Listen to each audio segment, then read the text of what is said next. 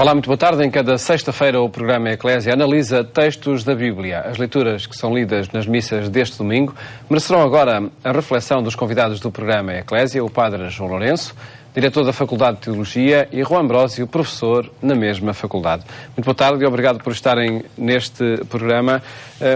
Padre João Lourenço, dos três textos que se escutam nas missas deste domingo, alguma temática a provocar sintonias entre esses textos, talvez ditadas pela época litúrgica em que aparecem estes textos? Ora, boa tarde a todos os nossos telespectadores e eu diria exatamente, é a quadra litúrgica que estamos a viver, chamado fim do ano litúrgico, não é? Caminhamos, este é o penúltimo domingo do ano litúrgico, na próximo domingo será o domingo de Cristo Rei, com o qual se encerra um ano litúrgico que, no fundo, é uma experiência de fé vivida ao longo de um ano, acompanhando os mistérios de Cristo e o tempo da Igreja. E, portanto, neste domingo, toda a linguagem converge exatamente, linguagem e temas, convergem exatamente por uma espécie, eu diria, para dois temas. Um é o fim, parece que é qualquer coisa que fecha. A liturgia procura-nos mostrar que o fim do ano litúrgico não fecha, mas projeta, abre para um tempo de esperança futura. E, por outro lado, um tema que é normal quando se aproxima qualquer coisa de fim é avaliar.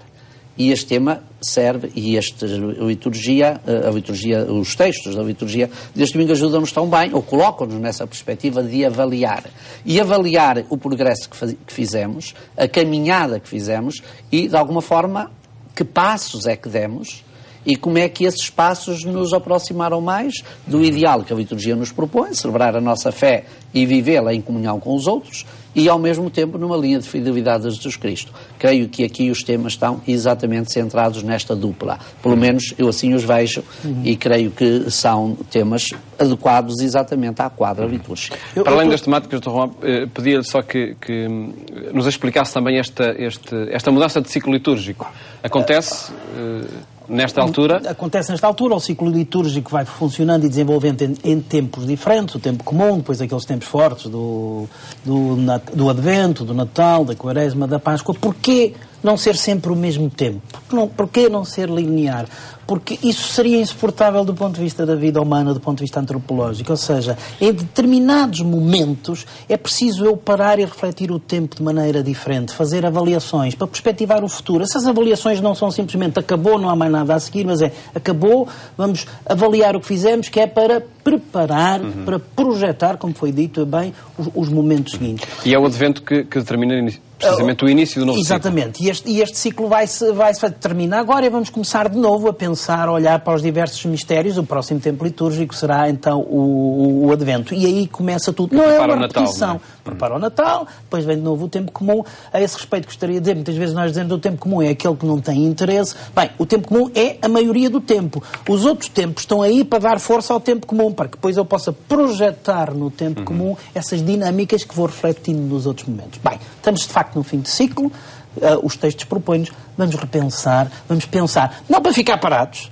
mas para projetar o que vem para a frente, ou seja, pensar um bocadinho na sequência do que falavam os textos da semana passada, pensar o sentido da vida e projetar os passos a seguir. Aliás, quem gosta de caminhar sabe que é isso que faz. Quando vai fazer uma caminhada, leva já mais ou menos o seu horizonte, sabe para onde quer ir, estuda a carta, prepara-se para fazer a caminhada, mas feito isto, falta fazer o mais importante, que é caminhar. Ou seja, pôr-se a caminho e na direção da meta. E é essa a questão. Paramos não para ficar parados, paramos para preparar o caminhar. Em que sentido é que vamos? Para onde é que queremos ir? Eu acho que essas perguntas fazem todo o sentido no momento em que estamos a viver, não é? Estes momentos mais densos, mais dramáticos para muitas pessoas. O que é que nós queremos traçar, que futuro é que queremos construir? E isto não é só uma questão social. As comunidades cristãs têm que estar verdadeiramente empenhadas também na construção deste futuro. E é essa a questão que é colocada desde logo no texto da primeira leitura, que analisámos desde já, Padre Lourenço, da profecia de Malaquias, no capítulo 3º, coloca-se essa interrogação, ou faz-se essa afirmação, o dia que há de vir. Há de facto uma projeção para algo futuro. Exatamente. Este texto deste profeta, de quem nós recebemos poucos textos, poucos oráculos, a recolha feita provavelmente pelos seus discípulos, e provavelmente também porque foi um tempo problemático, um tempo agitado, em que este profeta exerceu o seu ministério, o seu serviço profético, não nos legou um grande conjunto de textos. Todavia, legou-nos bastante mais do que aqui está, não é? Este texto está bastante sintetizado, eu diria breve. Mesmo, é um texto muito breve, que ganharia mais se tivesse sido um bocadinho mais alargado, porque isto que aqui o profeta diz é quase uma resposta a um conjunto de questões, de questionamentos que ele faz ao tempo em que ele vive e dos quais depois, ou a partir dessas questões, este oráculo, esta mensagem ganha sentido. Este profeta é um profeta que profetiza no pós-exílio, quando o povo de Israel estava a reconstruir-se, a refazer-se. E utiliza, de facto, este conceito, o dia que há de vir. Outros textos vão apresentar o dia de Yahvé como algo que abra ao futuro. É importante dizer que o dia que há de vir não é o dia, não são as 24 horas, não é?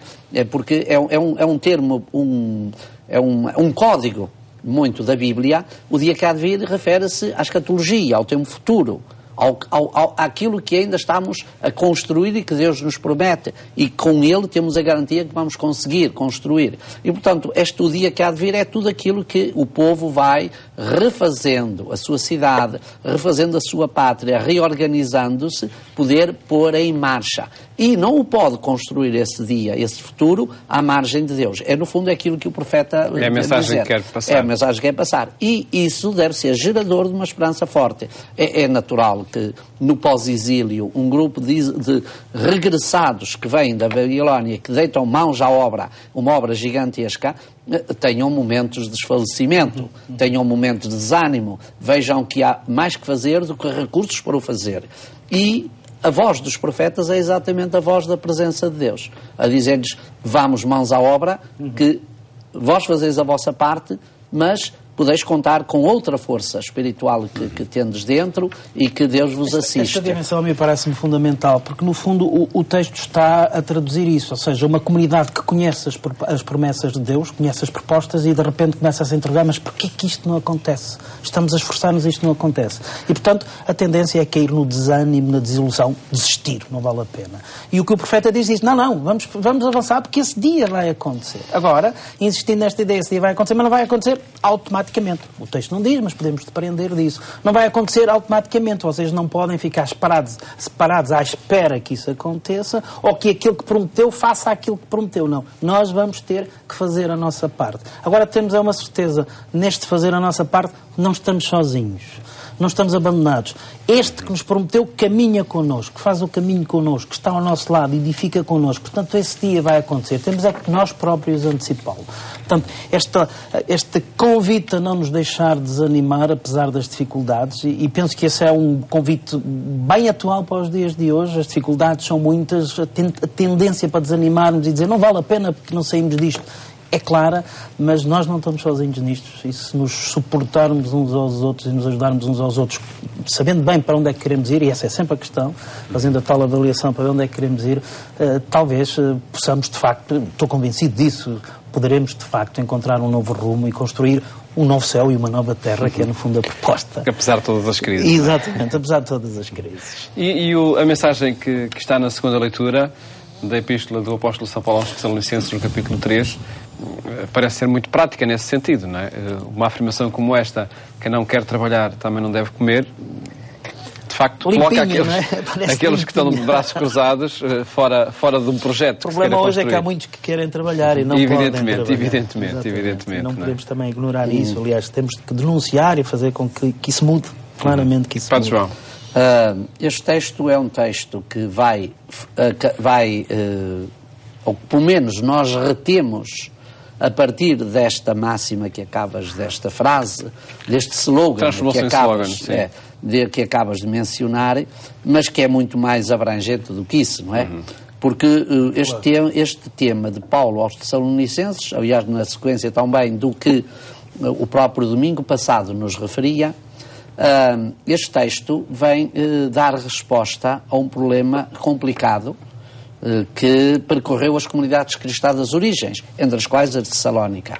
Ou seja, perante as dificuldades da vida, e aqui poderíamos dizer também quase como a tua visão de para hoje, perante as dificuldades em sobreviver e em marcar a sua presença, a vencer as perseguições que começavam a desenhar-se no Império, as adversidades no confronto com a sinagoga, com as comunidades judaicas, muitos cristãos ansiavam ardorosamente que Jesus voltasse, que houvesse uma espécie de hetacombe escatológica, que houvesse um final que viesse dar sentido e que viesse reformular as coisas temporais. E o que Paulo vai estar a dizer, partindo um bocadinho do seu exemplo, é exatamente que a segunda vinda de Cristo, aquela esperança futura escatológica que anima a fé cristã, não é uma coisa da amanhã.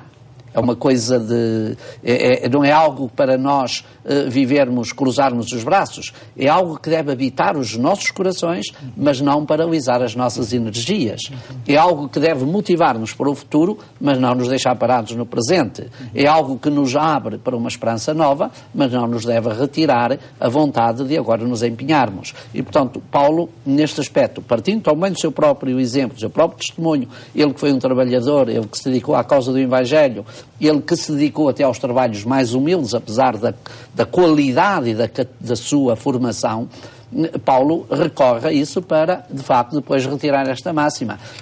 Quer dizer, não justifiquem por esta vinda possível de Jesus para próximo, não justifiquem ficarem de braços cruzados. O mundo não vos, nós diríamos hoje, às comunidades cristãs, o mundo...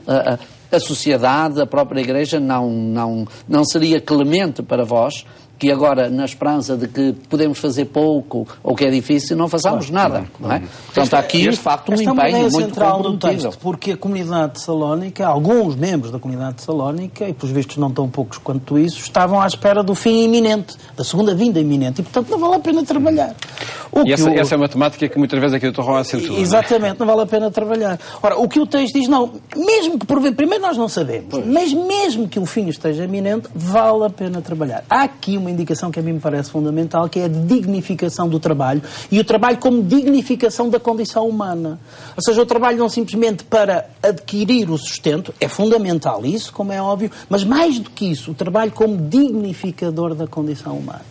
Encontro aqui um enorme desafio, porque este é um critério que a mim me parece que está muitas vezes ausente quando se tomam as decisões de despedir ou não despedir pessoas. Quando despedimos umas pessoas, muitas vezes as únicas contas que fazemos é quanto é que vamos poupar, quanto é que não vamos poupar. E há aqui uma dimensão antropológica do trabalho que é completamente ignorada, que é o trabalho como dignificador da condição humana. Portanto, aquilo que me faz também ser pessoa. E isso não pode em momento nenhum ser posto em causa. E isso devia estar muito presente nos nossos decisores quando têm que tomar decisões que eu sei que não são fáceis, mas este critério devia ser também um critério a ter bem presente. E, infelizmente, isso nem sempre acontece. É um princípio da doutrina social da Igreja. Exatamente, claríssimo, muito afirmado, cada vez mais diferente. Há um outro nível, depois, no texto, que a mim me parece também evidente, que o texto diz esse trabalho é também importante para antecipar essa hora. Ou seja, essa hora final, que nós não sabemos qual é, eu posso já antecipá-la hoje e começar já a preparar. Não porque eu queira que o mundo acabe já, mas porque eu quero que o mundo viva já a partir dessa hora, a partir dessa dinâmica. Isto tem que ficar claro.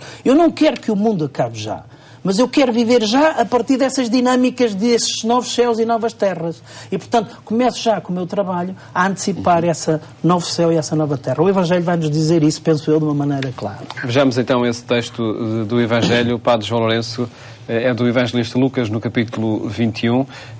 Que tempos se prometem ou se auspiciam, sobretudo porque se diz, dias virão em que não ficará pedra sobre pedra. Que catástrofe virá aí? Aparente, não é? Aparente. É um texto...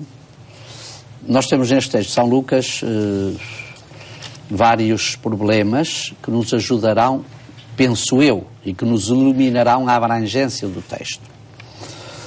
Eu não tenho dúvidas que Jesus tinha no seu tempo, faria do seu tempo, uma análise, uma avaliação da precariedade histórica em que, de facto, o judaísmo vivia, em que a sociedade israelita vivia neste confronto com o Império. E daqui, podemos dizer, Jesus tiraria uma ilação como nós podemos tirar uma ilação das coisas temporais. É que não nos devemos deslumbrar pelos sinais exteriores. Que nada tem valor, ou tudo tem muito pouco valor, se de facto isso partir do exterior, do visual, do face, não é? Mesmo que seja também do Facebook. Portanto, as realidades, a aparência das coisas, não garante a sua subsistência e a sua permanência, nem um futuro sólido. Isto é uma coisa que a nossa cultura não chama, porque nós, de facto, vivemos numa cultura de aparência, não é? Numa cultura de face, numa cultura de flash, do visual, do deslumbrante. E o deslumbrante, por si próprio, todos sabemos, é muito passageiro. Portanto, eu acho que este Jesus tem uma concepção, tem uma análise religiosa, social, até poderíamos dizer política, da fragilidade do tempo em que vive. Por outro lado, este texto também está um pouco moldado, melhor dizendo, estas perspectivas que certamente remontam ao próprio Jesus, são depois configuradas, moldadas a partir dos acontecimentos do ano 70, em que Jerusalém, o templo e as grandezas do templo, a magnificência com que Herodes e a família de Herodes dotou o templo e que os romanos durante muito tempo respeitaram, ao ser Jerusalém destruído, isso ajudou a configurar, a dar uma forma factual, concreta, àquilo que era, de alguma forma, a análise, a avaliação que o próprio Jesus fazia já antes da situação. Então, temos um texto que certamente comunga de Jesus esta perspectiva teológica e, simultaneamente, é um texto que depois é configurado de acordo com aquilo que aconteceu no ano 70, com a invasão de Jerusalém, a tomada de Jerusalém, a destruição do templo e a redução da cidade quase a escombros. E, portanto, o texto tem um bocadinho estas marcas. Mas ele ajuda a definir uma atitude do crente perante o futuro? Eu acho que ajuda no sentido de dizer que o crente, tendo os pés na terra, não os deve deixar ficar lá sempre presos só à terra. Também tem de olhar um bocadinho para além. Tendo uma inserção no presente, deve dar a essa inserção uma configuração, uma dimensão que abra também ao futuro. Não reduzir tudo ao consumo do momento, ao usufruto do momento presente. Ou seja, aquilo que hoje a linguagem juvenil e, enfim, um pouco brejeira diz, curtir o tempo. Ou seja, gastá-lo sem sentido. Consumi-lo. É um bocadinho a dimensão da telenovela, que nos apresenta o presente e nos ilude com isso. E nos distrai do fundamental. Aqui o texto procura exatamente dizer estas dimensões do presente devem nos abrir para uma perspectiva de futuro. Há aqui uma palavrinha no texto que pode abrir uma pista nesta continuidade, que é quando o texto diz: eu vos darei língua e sabedoria para enfrentardes estes momentos. É a promessa do Senhor, que nos dará a sabedoria. E é por isso que é preciso parar de vez em quando para refletir sobre o itinerário, para fazer a avaliação global do percurso, para depois ir aspirar e inspirar esta sabedoria que o Senhor nos dá na história concreta. Ela não cai do céu aos trambolhões, é nos acontecimentos da história que Ele me inspira nessa sabedoria para continuar o caminho. O texto é curiosíssimo. Se nós fizéssemos algumas adaptações, parecia que estávamos a falar do momento presente, não é? Filme... As guerras e os tumultos estão aí, as epidemias têm os mais diversos contornos, estamos fartos de as ver aí, até há irmãos a entregar irmãos, e não faltam messias com outros nomes, mas a atitude é a mesma, dos salvadores da pátria, que isto é que nos vai salvar de todas as coisas, não é? Bem, nós não sabemos de facto o fim do mundo. Portanto, o texto não nos está a falar, é já quando isto acontecer, não sabemos quando vai ser. E ainda bem que não sabemos. O que nos é dito é que nós temos que ter, face às coisas, uma atitude. E, portanto, o que nós somos desafiados a fazer é, e insisto nesta ideia que já vinha de trás, e é que a mim me parece nós queremos, de facto, um novo céu e uma nova terra. Este céu e esta terra no qual vivemos, onde nos estamos, de facto, a cuidar pouco uns dos outros, se continuarmos a caminhar nesta direção, não vamos longe. Temos que introduzir mudanças significativas na nossa maneira de viver, na nossa maneira de construir as sociedades, em que nos assumamos responsáveis uns dos outros. Eu não posso tratar de mim e depois de tratar de mim e tratar dos outros. Temos que aprender que temos que tratar simultaneamente uns dos outros, cuidar-nos uns dos outros.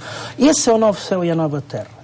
Ora, é esse novo céu e a nossa nova terra que eu quero antecipar agora, que eu tenho que antecipar agora. E, portanto, a maneira como eu viver e a maneira como eu trabalhar em direção a essa meta pode antecipar já essa meta. Eu insisto nesta ideia. Eu não quero que ela aconteça já amanhã, não quero que este mundo acabe, até porque só conhecemos este e é aqui que vivemos. Quero é que este mundo viva já das dinâmicas do projeto de Deus.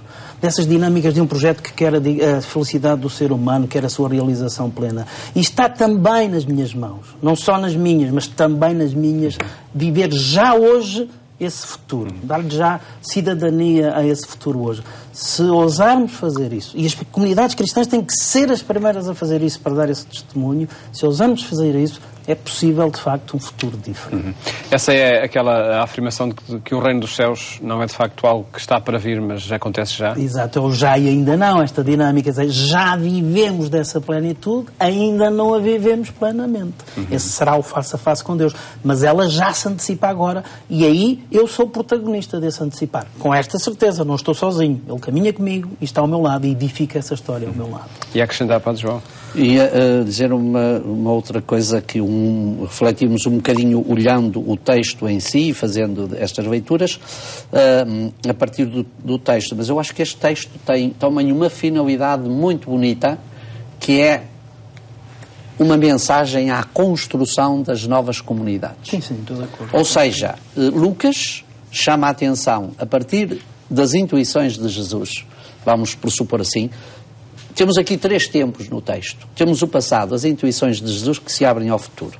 Uma realidade histórica vivida no presente, de que Lucas assiste e presencia e vê os efeitos, Jerusalém destruída. E agora pergunta-se assim, e para nós cristãos, o que é que nos resta? O que é que vos resta? Para vós cristãos, o que vos resta é construir, sois chamados a construir uma realidade nova, que já não assenta como todo o Novo Testamento é uniforme neste sentido, e bastaria ler o Apocalipse, mas não só, já não assenta nesta cidade de Jerusalém, terrena e temporal, como vós a vedes, mas numa cidade que é feita, acima de tudo, de comunhão, de ousadia, de esperança. E por isso diz, não tenhais medo, pela vossa constância salvareis, dareis sentido às vossas vidas. Ou seja, há todo um mundo novo a edificar e a construir, que destruída esta velha cidade, uma nova se pode construir, não é? E, portanto, nós nunca... Assino por baixo. Nós nunca e eternizamos... E é o texto que diz quem irá desmentir, não é? Nós nunca eternizamos a Jerusalém como o judaísmo fez, mas vivemos da memória dela e da esperança que vem dela, esta ânsia do futuro, esta esperança de futuro. Agradeço-vos terem estado aqui a apresentar as perspectivas a partir dos textos. Um programa, de facto, onde quisemos apresentar as mensagens que os textos da Bíblia sugerem para os dias de hoje. Votos de bom fim de tarde, ótimo fim de semana, até a próxima segunda-feira, se Deus quiser.